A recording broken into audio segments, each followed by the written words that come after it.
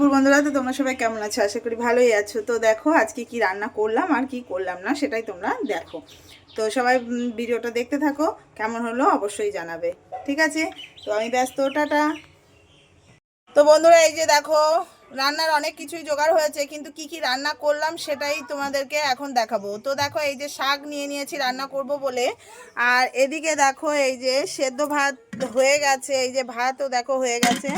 আর এই যে ভাতের সেদ্ধ কি কি দিয়েছি, এটা হচ্ছে কুমড়ো সেদ্ধ, ছোট যে সবুজের যে কি কুমড়ো আর কি, কচি কুমড়ো আর কি সেদ্ধ। আর এইদিকে হচ্ছে পেঁপে সেদ্ধ। আর এইদিকে দেখো লাউয়ের তরকারিও হয়ে গেছে বড়ি দিয়ে।